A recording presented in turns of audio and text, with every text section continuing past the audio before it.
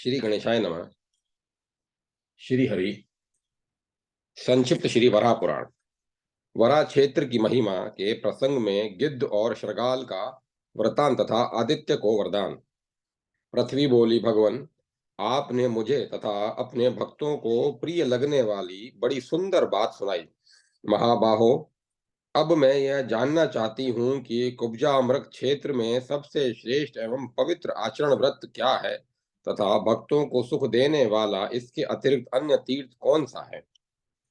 भगवान बराह बोले, देवी, ऐसे तो मेरे सभी क्षेत्र परम शुद्ध हैं, फिर भी कोकामुख, कुब्जामृत तथा सोकरव स्थान वराह क्षेत्र क्रमशः उत्तरोत्तर उत्तम माने जाते हैं, क्योंकि इनमें संपूर्ण प्राणियों को संसार से मुक्त करने के लिए अपार शक्ति है।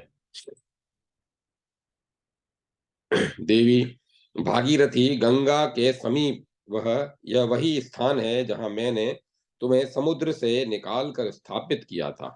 पृथ्वी बोली, प्रभु, 100 करोड़ में मरने वाले प्राणी किन लोकों को प्राप्त होते हैं तथा वहां स्नान करने एवं उस तीर्थ के जल के पान करने वाले को कौन सा पुण्य प्राप्त होता है।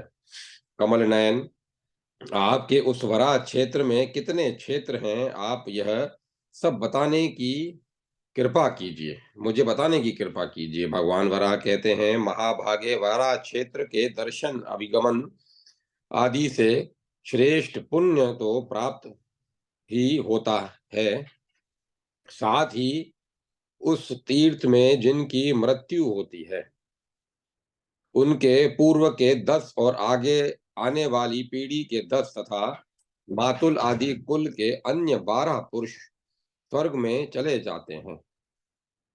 सुश्रोणी, वहां जाने तथा मेरे श्री विग्रह के मुख का दर्शन करने मात्र से 7 जन्मों तक वह पुरुष विशाल धन धान्य से परिपूर्ण श्रेष्ठ कुल में उत्पन्न होता है, साथ ही वह रूपवान, गुणवान तथा मेरा भक्त होता है। जो मनुष्य वराह क्षेत्र में अपने प्राणों का त्याग करते हैं, वे उस तीर्थ के प्रभाव से शरीर त्यागने के पश्चात शंख, चक्र और गदा आदि आयुधों से विभूषित चतुर्भुज रूप धारण कर श्वेत द्वीप को प्राप्त होते हैं। वसुंधरे, इसके अंतर्गत चक्र तीर्थ नाम का एक प्रतिष्ठित क्षेत्र है, जिसमें व्यक्ति इंद्रियों पर संयम रखते हुए नियमानुकूल भोजन और वैशाख मास की द्वादशी तिथि को विधि पूर्वक स्नान कर 11,000 वर्षों तक विख्यात कुल में जन्म पाकर प्रभुत्व धन धान्य से संपन्न रहकर मेरी परिचर्चा में परायण रहता है। पृथ्वी बोली, भगवान, सुना जाता है कि इस वराह तीर्थ में चंद्रमा ने भी आपकी उपासना की थी, जो बड़े कौतूहल का विषय है, अतः आप इसे विस्तार पूर्वक बताने की कृपा करें। भगवान वराह बोले, देवी, चंद्रमा मुझे स्वभावतः ही प्रिय है, अतः तप करने के बाद मैंने उन्हें अपना देव दुर्लभ दर्शन दिया, पर मेरे उस स्वरूप को देखकर वे अपने को संभाल न सके और अचेत हो गए। मेरे तेज से वे ऐसे मोहित हो गए कि मुझे देखने की भी उनमें शक्ति न रही। उन्होंने आंखें बंद कर ली और घबराहट के कारण त्रस्त नेत्र होकर कुछ भी बोल न पाए। इस पर मैंने उनसे धीरे से कहा, परम तपस्वी सोम, तुम किस उद्देश्य से तप कर रहे हो?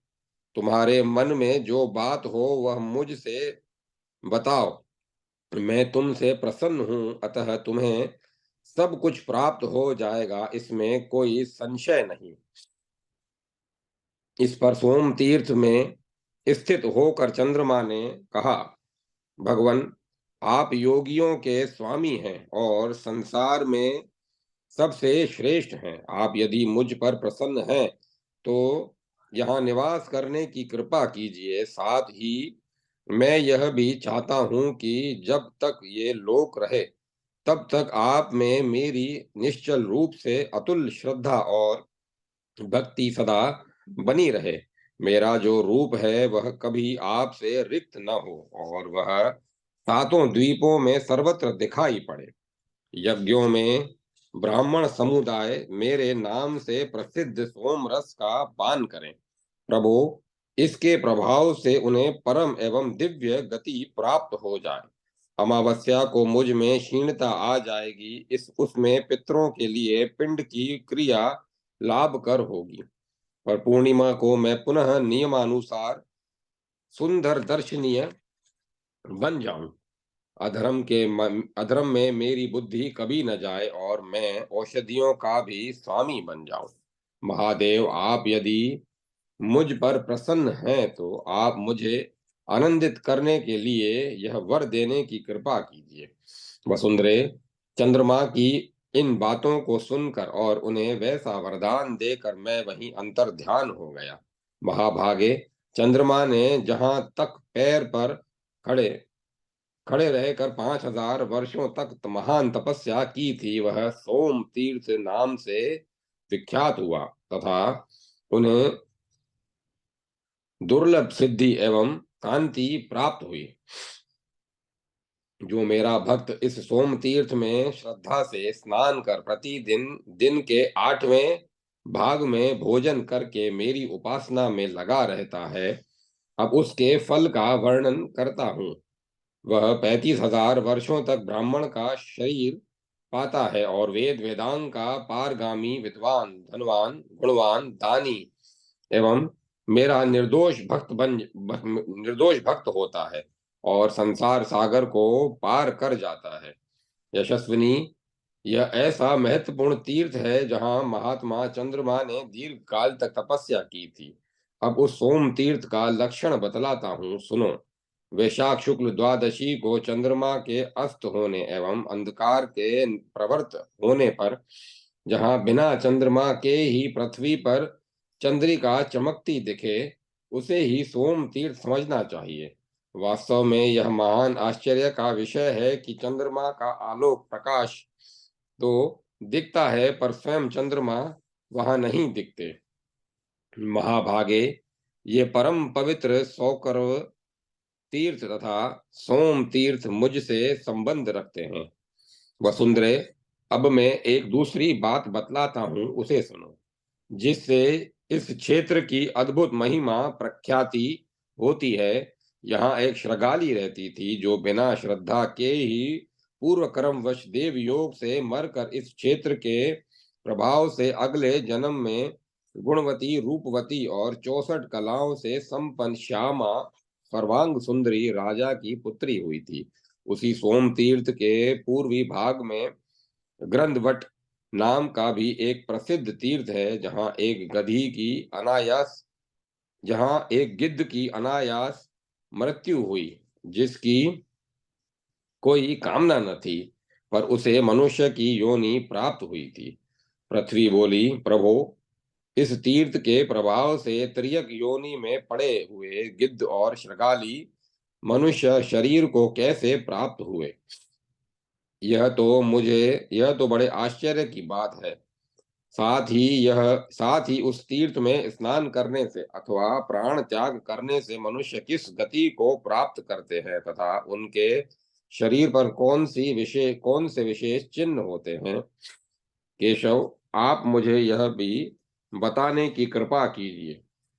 भगवान वराह बोले, देवी, धर्म प्रधान सतयुग के बाद त्रेता युग का प्रवेश ही हुआ था।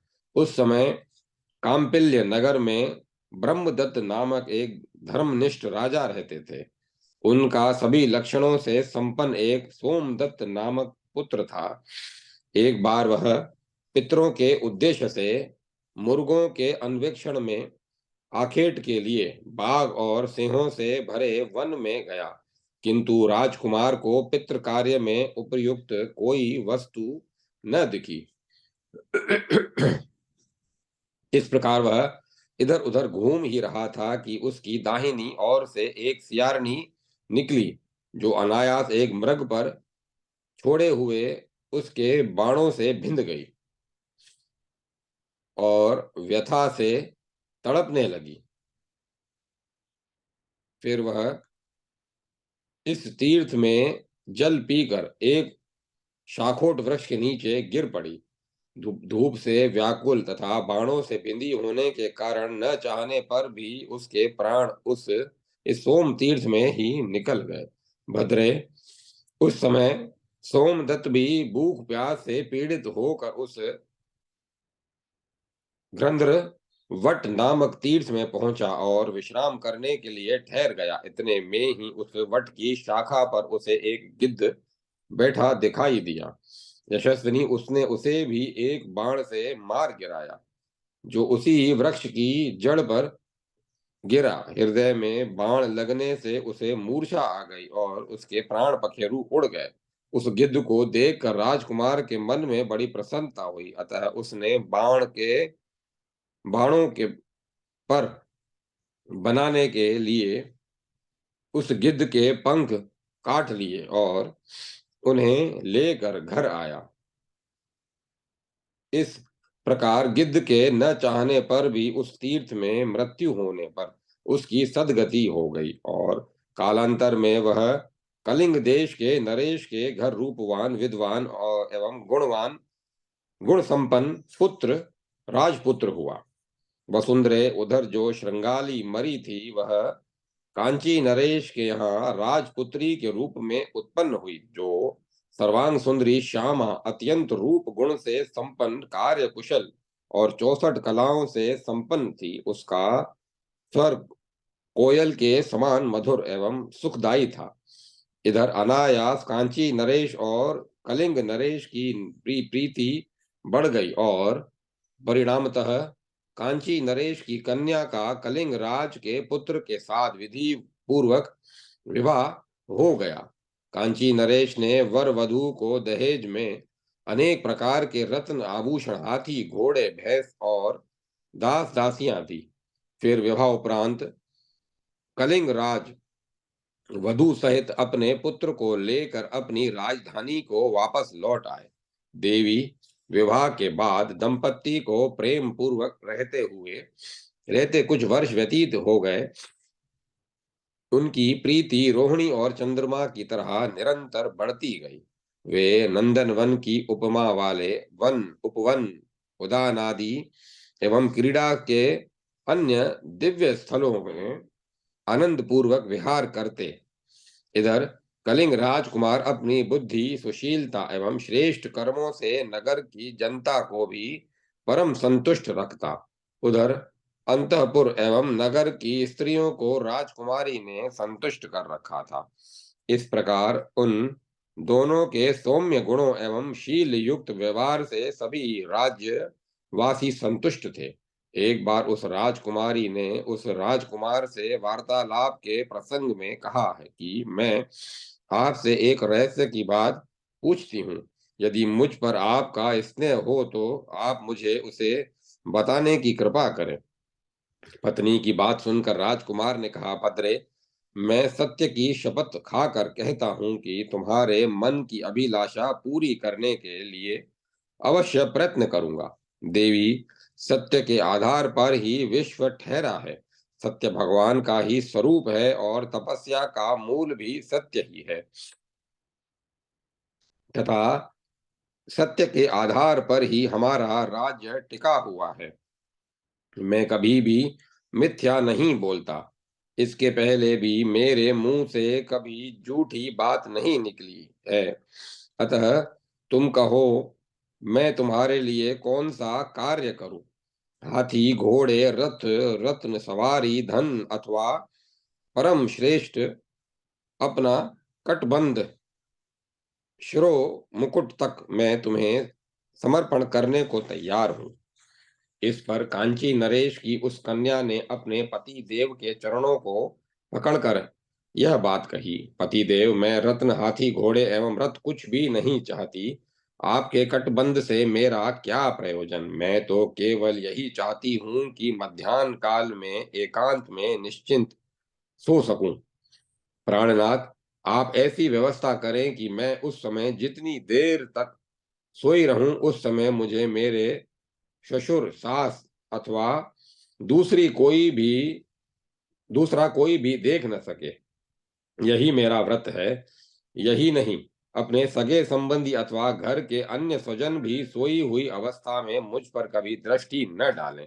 वसुंधरे, इस पर कलिंग देश के उस राजकुमार ने उसका समर्थन कर दिया और कहा, तुम विश्वास करो, सोते समय तुम्हें कोई भी न देखेगा।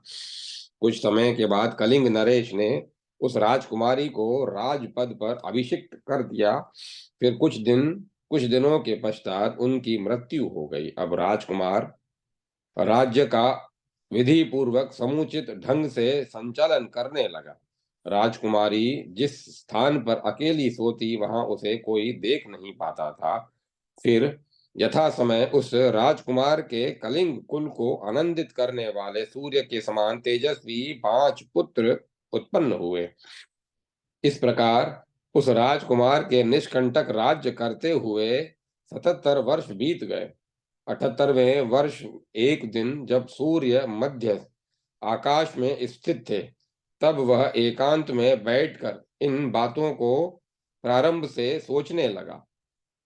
उस दिन माघ मास के शुक्ल पक्ष की द्वादशी तिथि थी। अतः उसके मन में आया कि मैं अपनी पत्नी को देखूं कि वह एकांत में किसकी अर्चना करती है अथवा उसका व्रत कौन सा है।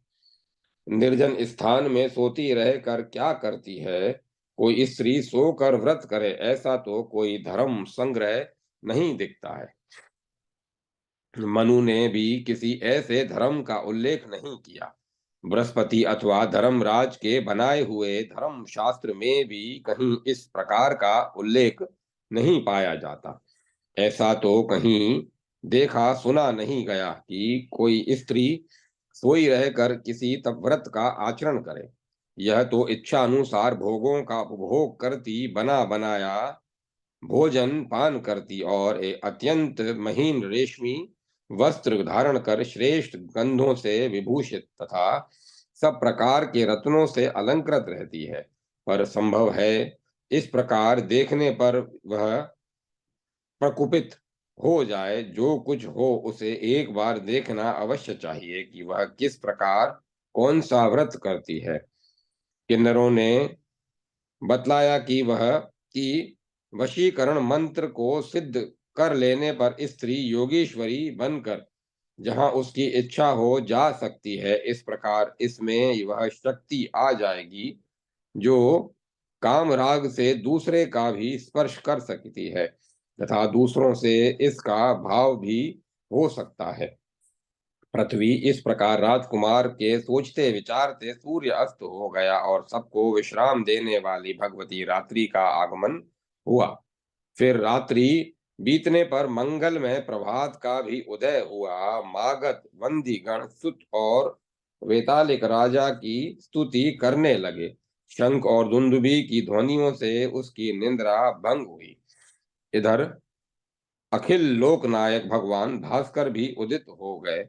उस समय पहले की बातों का स्मरण करते हुए राजकुमार के मन में अन्य कोई चिंता नहीं रह गई थी। केवल वही चिंता उसके हृदय में व्याप्त थी।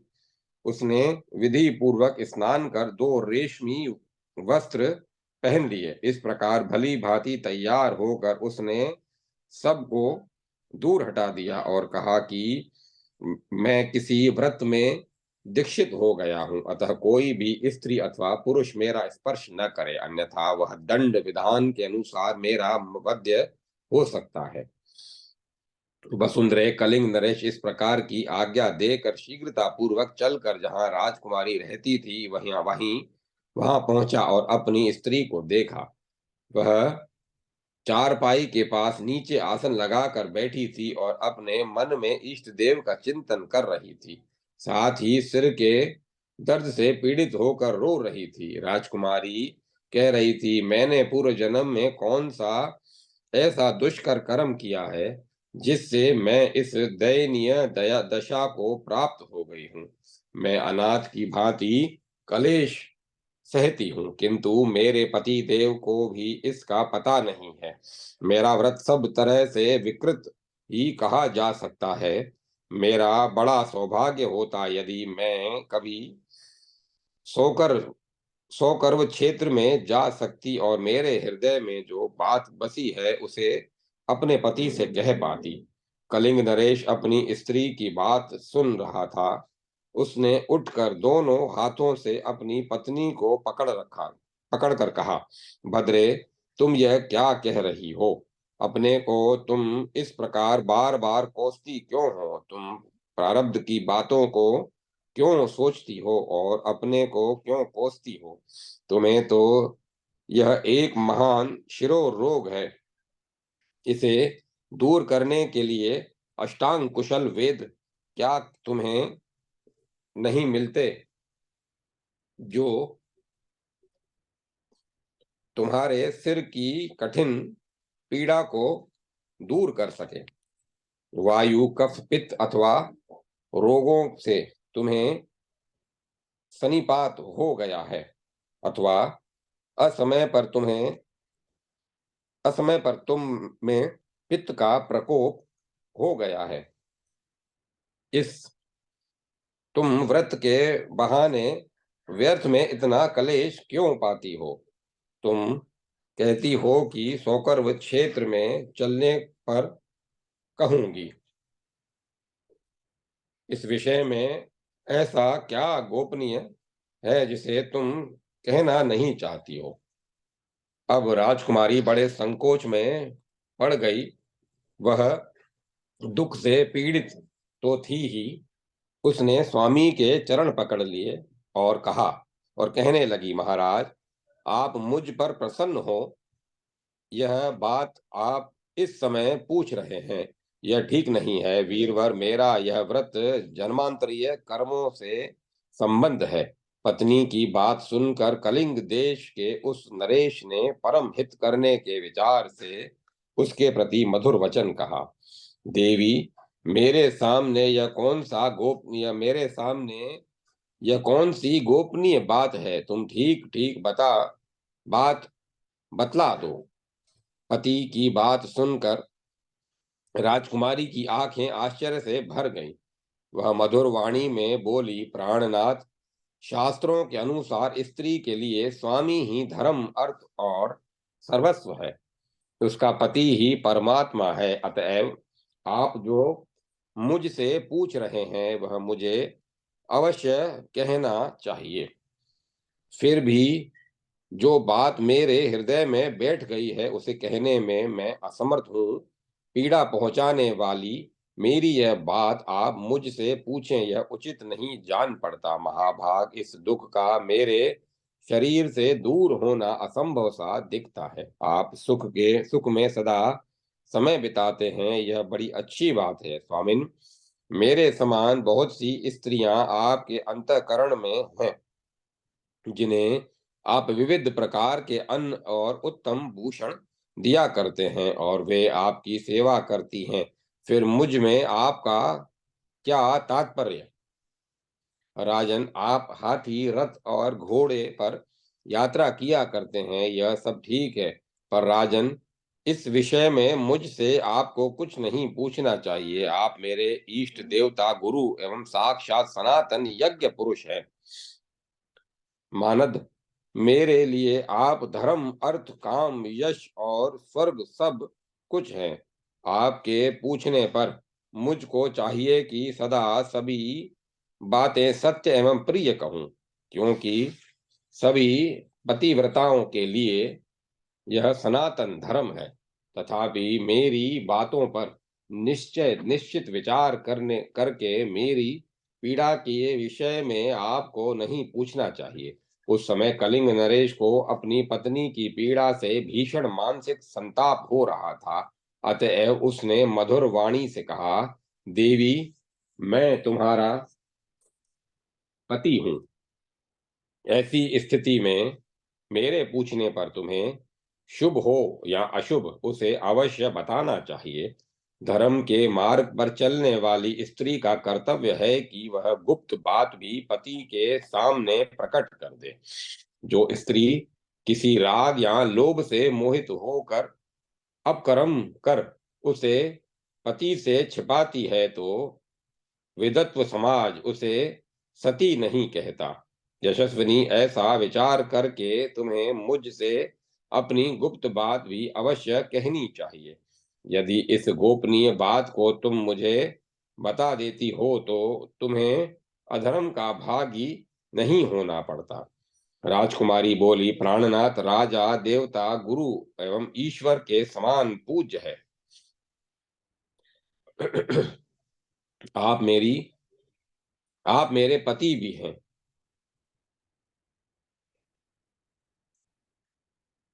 प्राणनाथ, राजा देवता गुरु एवं ईश्वर के समान पूज्य हैं। आप मेरे पति भी हैं। महाराज सुनिए, यद्यपि मेरा कार्य बहुत गुरूह नहीं है, तब भी मैं आपसे प्रार्थना करती हूँ, स्वामिन, अपने राज्य पर बड़े राजकुमार का अभिषेक कर दीजिए। यह नियम कुल के अनुसार है और आप मेरे साथ 100 वरहा क्षेत्र में चलने की कृपा करें। पत्नी की यह बात सुनकर कलिंग नरेश ने सहर्ष उसका अनुमोदन कर दिया। अपने वाक्यों से पत्नी को प्रसन्न कर उसने कहा, सुंदरी, तुम्हारे कथनानुसार मैं पुत्र को राज्य पर बिठा दूंगा। फिर वे दोनों रनिवास से बाहर निकले। राजकुमार के कंचुकी को देखकर का राजकुमार ने कचुकी को देखकर कहा, द्वारपाल, तुम यहाँ के सब लोगों को सूचित कर दो, वे आकर यहाँ उपस्थित हों। इसके बाद कलिंग नरेश ने अपनी रुचि के अनुसार इस उस समय कुछ खाने योग्य अन्न जल ग्रहण किया और आचमन करके कुछ समय तक विश्राम किया। फिर उन्होंने अपने पुत्र का अभिषेक करने के लिए मंत्रिमंडल को बुलाया और आज्ञा दी। अब सब लोग आचार के अनुसार मांगलिक कृत्य करके राजधानी का संस्कार करने में जुट जाएं। फिर कलिंग नरेश ने अपने वृद्ध मंत्री से कहा, तात, कल मैं राज्य पर अपने पुत्र का विधि के अनुसार अभिषेक करना चाहता हूँ। उसकी आप शीघ्र तैयारी करें। नरेश की बात सुनकर मंत्रियों ने कहा, राजन, सभी वस्तुएं तैयार ही हैं। आप जो कह रहे हैं वह हम सभी को पसंद है। महाराज, आपके ये राजकुमार संपूर्ण प्राणियों के हित में सदा संलग्न रहते हैं, प्रजा पर प्रेम रखने वाले, नीति के पूर्ण जानकार, विचारशील और शूरवीर भी हैं। प्रभु, आपके मन में जो अभिलाषा है वह हम लोगों को सम्यक प्रकार से प्रिय लगती है। ऐसी बात कहकर मंत्री लोग अपने स्थान पर चले गए और भगवान सूर्य अस्त हो गए। राजा और रानी ने सुखपूर्वक शयन किया। रात आनंद पूर्वक बीत गई। प्रातः काल गंधर्वों, वंदीजनों, सूतों एवं मागधों ने अपने समुचित स्तुति पाठ से राजा को जगाया। राजा ने शुभ मुहूर्त का अवसर पाकर उस परम योग्य अपने कुमार का अभिषेक कर दिया। कलिंग नरेश धर्म का पूर्ण ज्ञाता था। राजगद्दी पर बैठाने के पश्चात उसने राजकुमार का मस्तक सूंघा। साथ ही उससे यह मधुर वचन कहा, बेटा, तुम पुत्रों में श्रेष्ठ हो। मैं तुम्हें राजधर्म बताता हूँ, वह सुनो। तात, यदि तुम चाहते हो कि मुझे परम धर्म प्राप्त हो जाए तथा मेरे पितर तर जाएं, तो तुम्हें धर्मात्मा पुरुषों को किसी प्रकार कलेश नहीं देना चाहिए। जो दूसरों की स्त्रियों पर बुरी दृष्टि डालते हैं, बालकों का वध करते हैं तथा स्त्री की हत्या करने में नहीं हिचकते, ऐसे व्यक्ति दंड के पात्र हैं। कोई भी सुंदर स्त्री सामने आ जाए तो तुम्हें आंखें मूंद लेनी, कुदृष्टि नहीं डालनी चाहिए।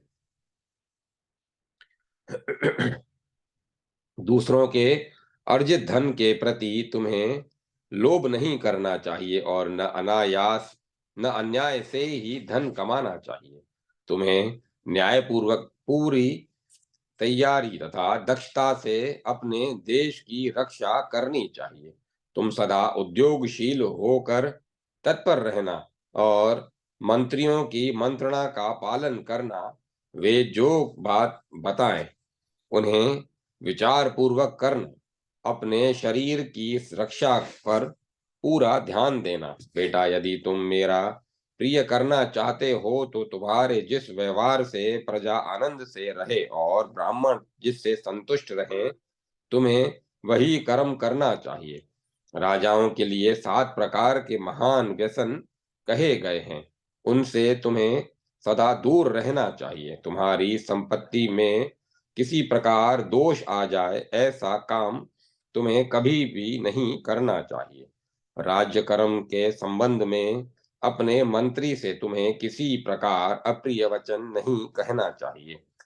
मैं इस समय तीर्थ में जाने के लिए प्रस्तुत हूँ, तुमको मुझे रोकना नहीं चाहिए। पुत्र, यदि मुझे प्रसन्न करना चाहते हो तो इतना काम करने के लिए शीघ्र उदत हो जाओ। पृथ्वी देवी उस समय पति की बात सुनकर राजकुमार ने उनके पैर पकड़ लिए।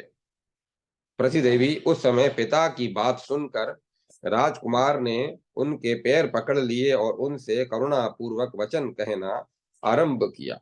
राजकुमार ने कहा, पिताजी, आप यदि यहाँ नहीं रहेंगे तो राज्य खजाना और सेना से मुझे कोई प्रयोजन नहीं है।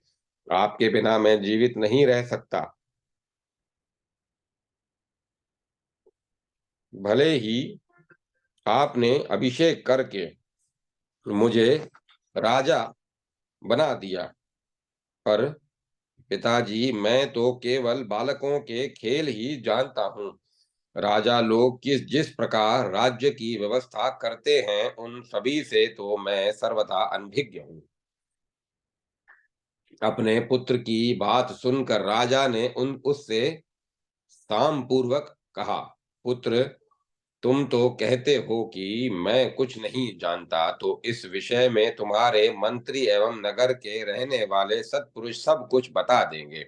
देवी उस समय अपने पुत्र को इस प्रकार का उपदेश देकर कलिंग नरेश धर्म शास्त्र की विधि के अनुसार सौक्रव वराह क्षेत्र में जाने के लिए तैयार हो गए।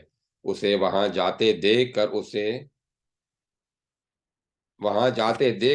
के रहने वाले लोग भी अपनी स्त्री तथा पुत्रों के सहित सब के सब पीछे चल पड़े। इतना ही नहीं, अंतःपुर की स्त्रियां भी बड़ी प्रसन्नता से हाथी, घोड़े, रथ आदि सवारियों पर चढ़कर उसके पीछे पीछे चल पड़ी। इस प्रकार वह कलिंग राज बहुत समय के पश्चात सौकर्व तीर्थ में पहुंचा और वहां पहुंचकर धन धान्य का यथोचित दान किया और इस प्रकार धर्म करते हुए धीरे धीरे समय बिताता गया। इस प्रकार कुछ दिन इस प्रकार कुछ दिन बीत जाने के पश्चात राजा ने अपनी पत्नी से यह मधुर वचन कहा, सुंदरी, आज मेरे जीवन के 1000 वर्ष पूरे हो गए। अब मैंने तुमसे जो पूछा था उस परम गोपनीय विषय को मुझे बताओ। इस पर वह राजकुमारी राजा के दोनों चरणों को पकड़कर बोली, मानद महाभाग, आप मुझसे जो बात पूछ रहे हैं उसे 3 रातों तक उपवास करने के बाद आप सुनने की कृपा करें। उसने पत्नी की बात का अनुमोदन किया और कहा, कमल नयनी, तुम जैसी बात कहती हो वह मुझे पसंद है। फिर स्नान कर 3 रात तक नियम पूर्वक रहने के लिए संकल्प किया। तदंतर 3 रात तक नियम पूर्वक रहकर दंपति ने स्नान किया और पवित्र रेशमी वस्त्र धारण कर अलंकारों से अपने शरीर को आभूषित किया तथा भगवान विष्णु को प्रणाम किया। फिर राजकुमारी ने अपने अलंकारों को उतार कर मुझे विष्णु वराह को अर्पण कर दिया तथा उस नरेश से बोली, नाथ, आइए हम दोनों एकांत स्थान पर चलें। आपके मन में इस गोपनीय बात को जानने की इच्छा है, उसे समझें। तत्पश्चात कलिंग नरेश और कांची राजकुमारी एकांत स्थान में गए। फिर राजकुमारी ने कहा, राजन, मैं पूर्व जन्म में एक श्रृंगाली थी, मेरा जन्म तिर्यक योनि में हुआ था। मृग के भ्रम से सोमदत्त नामक एक राजकुमार ने बाण चलाया और मैं उससे भिंद गई। मेरे सिर में अब भी उस तीखे बाण के चिन्ह संस्कार अवशेष हैं। आप इसे देखने की कृपा कीजिए। उसी के दोष से मेरे सिर में यह रोग सदा बना रहता है। काशी नरेश के कुल में मेरा जन्म हुआ।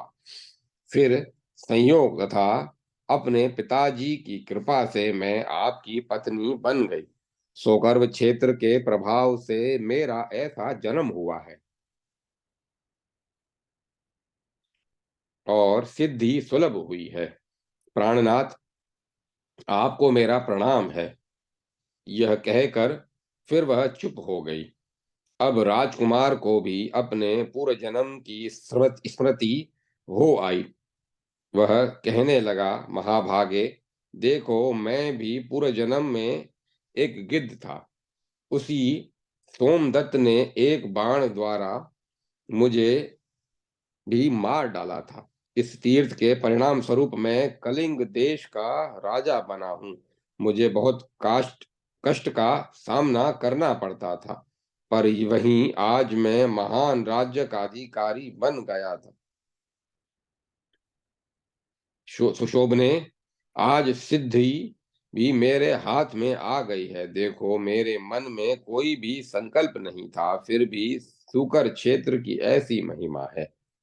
वसुंधरे, इसके बाद वे दोनों दंपति तथा वहां जो भी नगर ग्रामवासी मेरे भक्त एवं प्रेमी उपस्थित थे, वे सभी यह प्रसंग सुनकर हानि लाभ का विचार छोड़कर सर्वथा शुभ ध्यान में संलग्न हो गए और वहीं प्राण त्याग कर आसक्तियों से शून्य होकर चतुर्भुज रूप धारण कर शंख चक्रादि आयुधों से सुसज्जित होकर श्वेत द्वीप पहुंचे।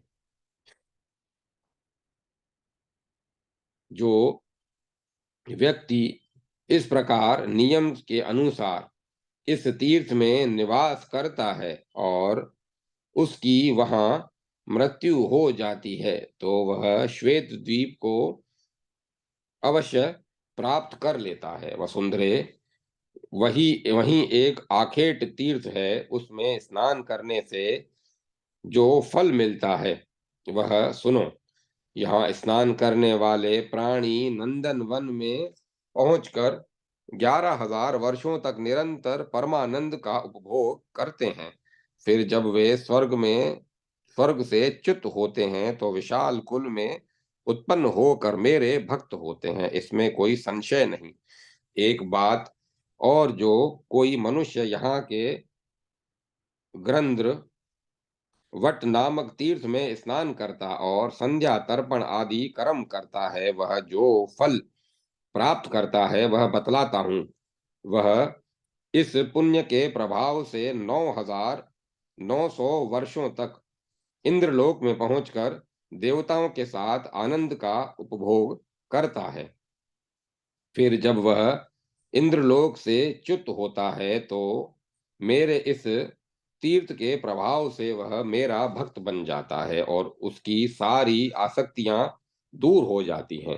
भगवान नारायण से ऐसा सुनकर उत्तम व्रत का आचरण करने वाली देवी पृथ्वी समस्त लोकों के स्वामी भगवान जनार्दन से मधुर वचनों में बोली, देव, किस कर्म के फल स्वरूप प्राणी को यह तीर्थ प्राप्त होता है, अथवा वहां स्नान करने से और मरने का कैसे संयोग प्राप्त होता है, उसे इसे यथार्थ रूप से कहने की कृपा कीजिए।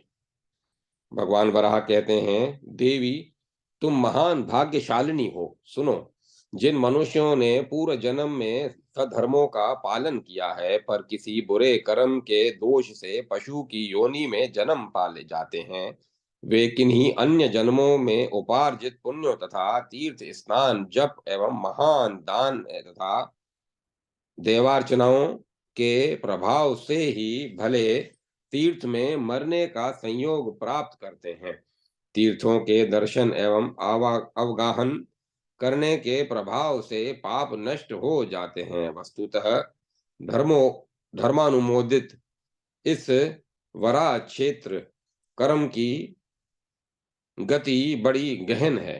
इसके प्रभाव से जो बहुत थोड़ा छोटा सा दिखता है, वह बहुत बड़ा बनने की शक्ति प्राप्त कर लेता है और उसे अद्भुत पुण्य की प्राप्ति होती है। इसी से उस श्रृंगाली और गिद्ध को मनुष्य योनि एवं साम्राज्य की प्राप्ति हुई थी और उन्हें जन्मांतर की भी स्मृति बनी रही। यह सब इस तीर्थ का ही प्रभाव है और अंत में वे श्वेत द्वीप को प्राप्त हुए। देवी, अब अन्य तीर्थ की बात बतलाता हूँ, उसे सुनो। यहाँ एक विवस्वत नामक तीर्थ है, जहाँ पुत्र की कामना से कभी सूर्य देव ने कठोर तपस्या की थी और बाद में उन्होंने वहां 10,000 वर्षों तक निरंतर चंद्रायण व्रत भी किया था। फिर 7,000 वर्षों तक वे मात्र वायु के आहार पर रहे। भद्रे, तब मैं उन पर संतुष्ट हुआ और उनसे वर मांगने के लिए कहा।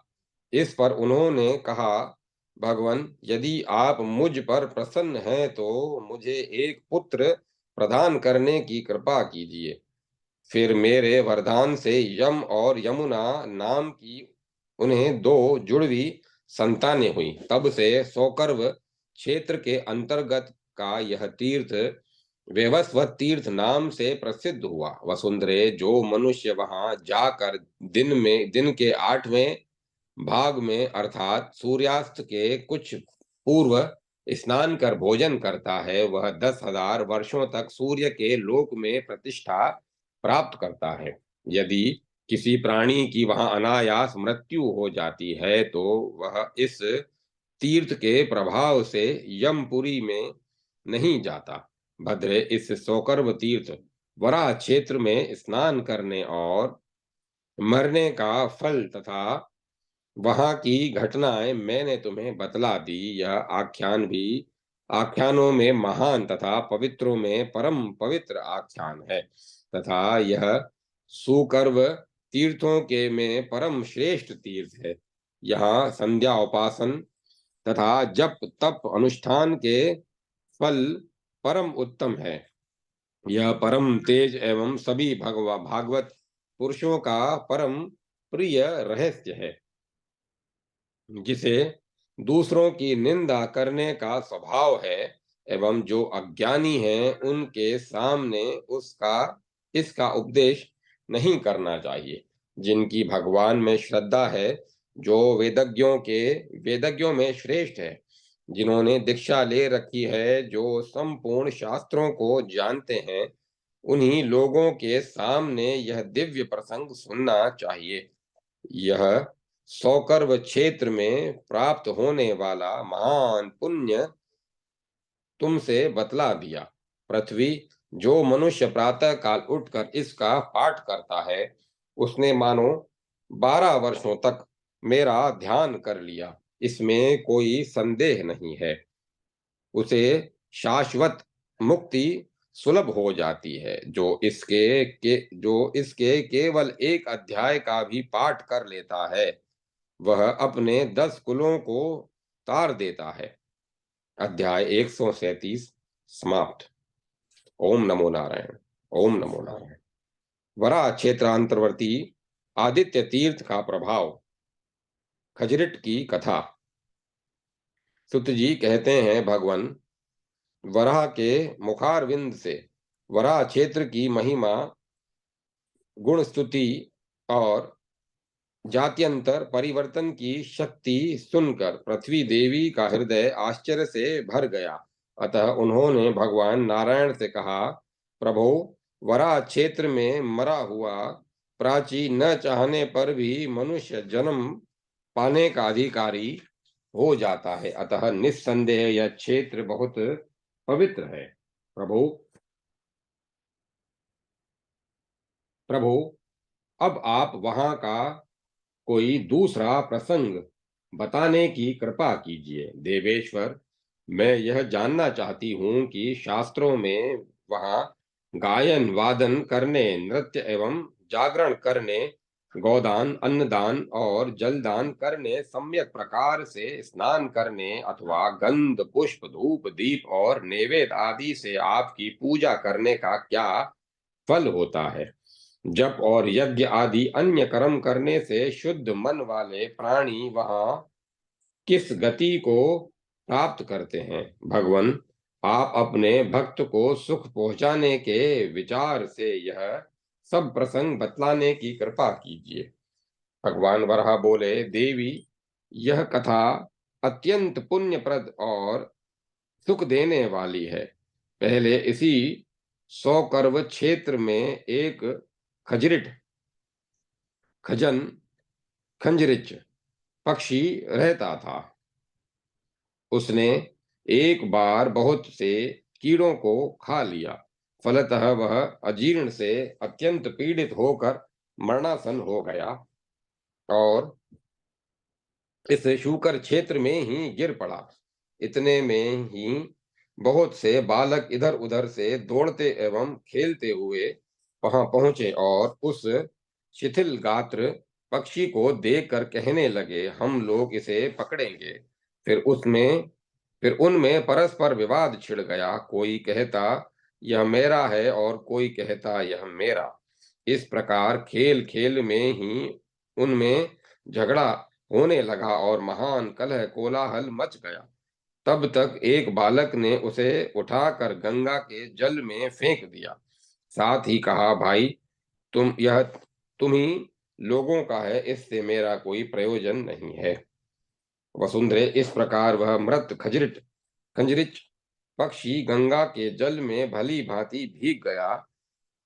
जहां वह गंगा में पड़ा था वह आदित्य तीर्थ था। फिर वह उस तीर्थ के प्रभाव से अनेक प्रकार उत्तम यज्ञ करने वाले धन और रत्नों से परिपूर्ण किसी वैश्य के घर में उत्पन्न हुआ। वसुंधरे, वह रूपवान, गुणवान, विवेकी, पवित्र तथा मुझ में भक्ति रखने वाला पुरुष हुआ। सुव्रते, इस प्रकार इस बालक के 12 वर्ष बीत गए। एक बार जब माता और पिता सुख से बैठे हुए थे, उन पर उस गुणी बालक की दृष्टि पड़ी। उसने पृथ्वी पर सिर रखकर उन्हें प्रणाम करके कहा, पिताजी, यदि आप लोग मेरा प्रिय करना चाहते हो तो मुझे एक वर देने की कृपा करें।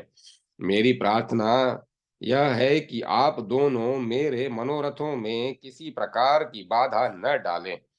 पिताजी, मैं सत्य की शपथ खाकर कहता हूँ, आप मेरे गुरु हैं। जैसा आप कहेंगे वही वही होगा।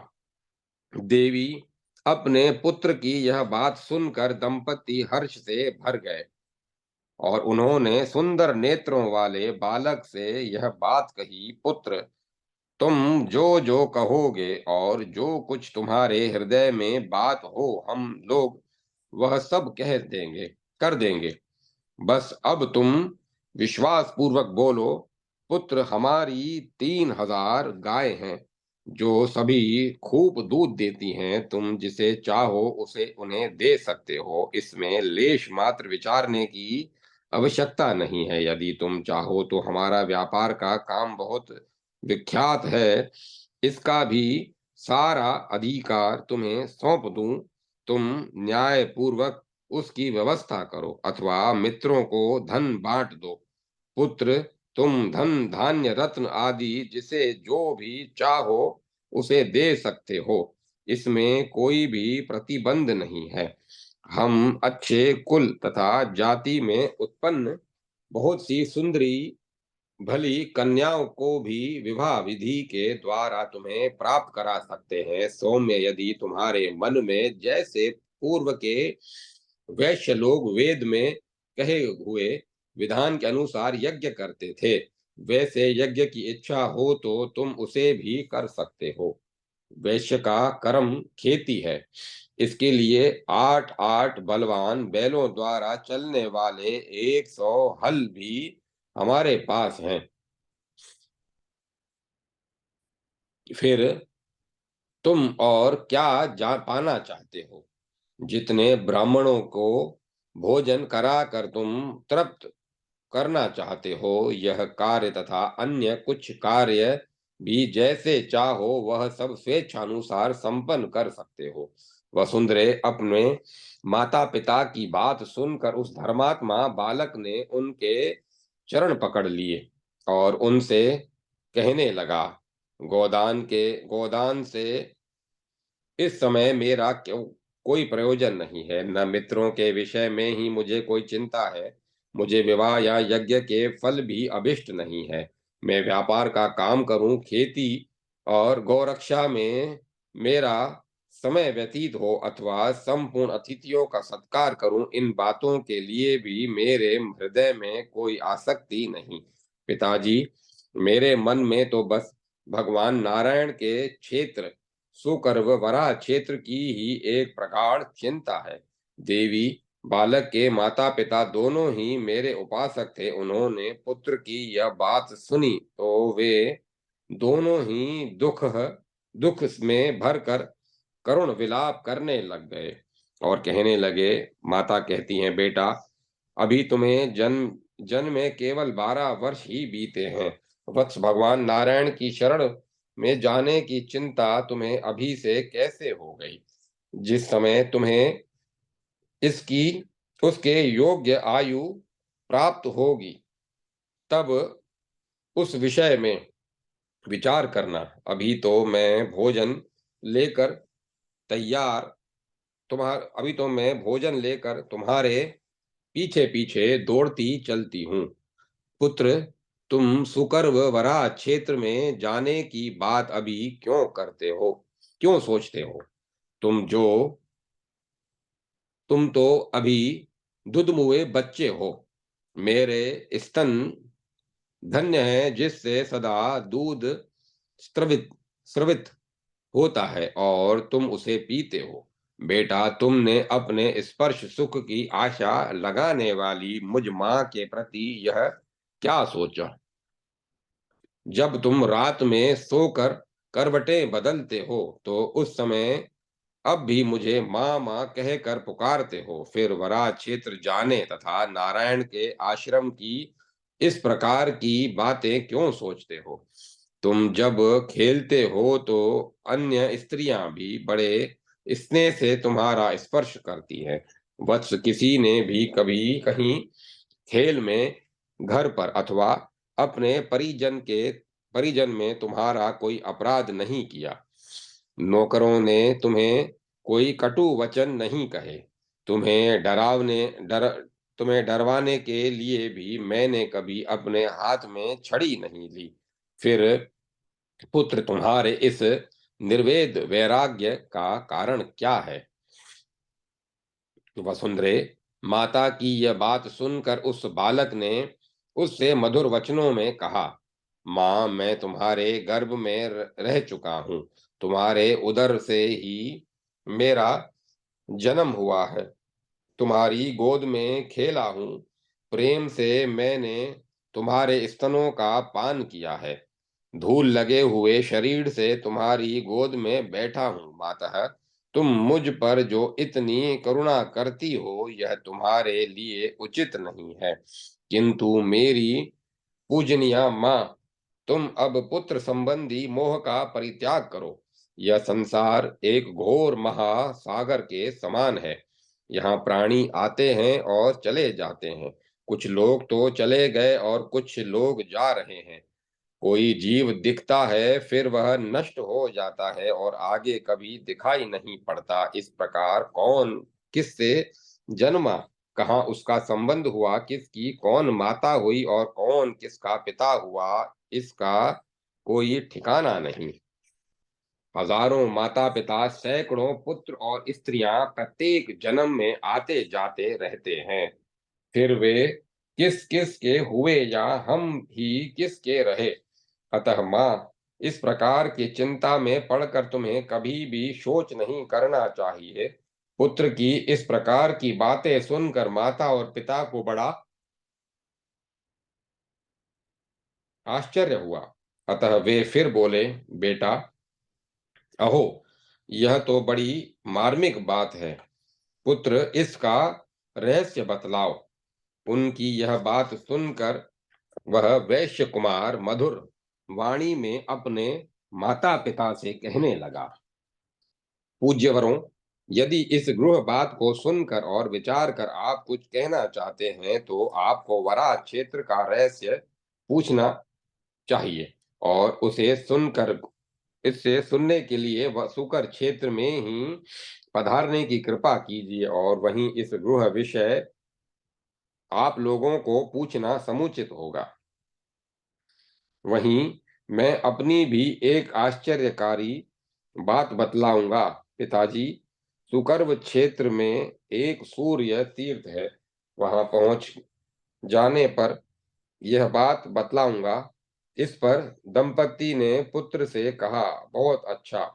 फिर उस बालक के माता पिता दोनों ने सुकर्व तीर्थ में जाने का संकल्प किया। उन्होंने सब प्रकार के द्रव्य हाथ साथ में लिए और सुकर्व तीर्थ के लिए चल पड़े। कमल पत्र के समान बड़े बड़े नेत्रों वाले उस वैश्यों के नेता ने अपने जाने के पहले 20,000 गायों को ही सबसे आगे हकवाया। फिर उनके उसके सभी परिजन द्रव्यों सहित प्रस्थित हुए। उनके घर में जो कुछ था वे सब उन्होंने भगवान नारायण को समर्पित कर दिया। फिर माघ मास की त्रयोदशी तिथि के दिन पूर्वाह्न काल में अपने सभी स्वजनों और संबंधियों को बुलाकर विधि पूर्वक शुभ मुहूर्त में उसने स्वयं भी यात्रा कर दी। भगवान नारायण का दर्शन होगा, इससे उनके मन में बड़ा हर्ष था। श्री हरि के प्रेम में प्रवाहित वे सभी लोग बहुत समय के पश्चात वैशाख मास की द्वादशी तिथि के दिन मेरे क्षेत्र में आ गए। वहां पहुंचने पर सभी ने विधि पूर्वक स्नान कर पितरों का तर्पण किया। उस वैश्य ने दिव्य वस्त्रों से विभूषित 20,000 गौओं को साथ ले लिया था और उन्हें भांगुरस नामक व्यक्ति को सौंपकर आगे प्रस्तुत कर रखा था। उनमें से 20 गायों को वहीं दान कर दिया। इसी प्रकार वह प्रतिदिन बहुत से धन और रत्न दान में बांटने लगा। इस प्रकार अपने स्त्री पुत्र एवं स्वजनों के साथ उसके वहां रहते रहते सभी धान्य पौधों को संवर्धन तथा और पालन करने वाली वर्षा ऋतु आ गई, जिससे कदम्ब, कुडच, कोरैया और अर्जुन नाम के वृक्ष पुष्पित हो गए। नदियों के गर्जन, मोरों के मधुर स्वर, को कोरैया, अर्जुन और कदम्ब आदि वृक्षों की सुखद गंध और भौरों का गुंजन, पवन का प्रभा, यह सब उस ऋतु की विशेषता थी। फिर शरद ऋतु का प्रवेश हुआ और अगस्त्य नक्षत्र का उदय हुआ।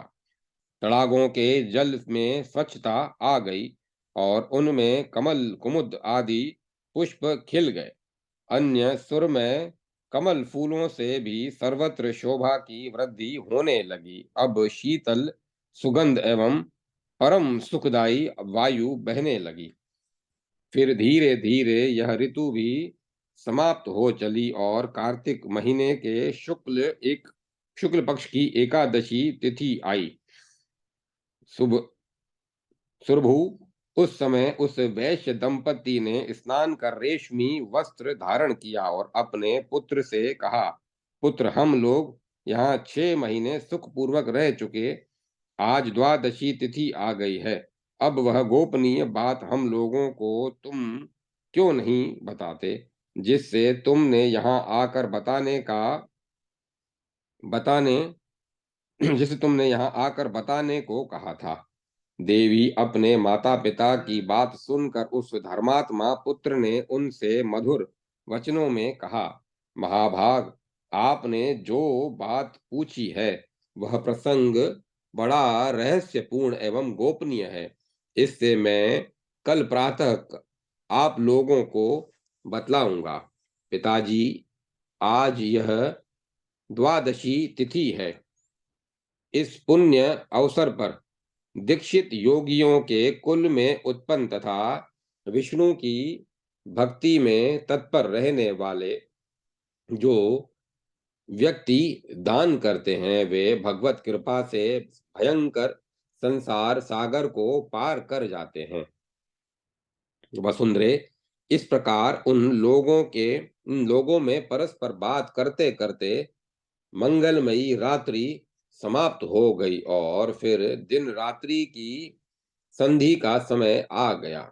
इधर सूर्य मंडल उदित हुआ।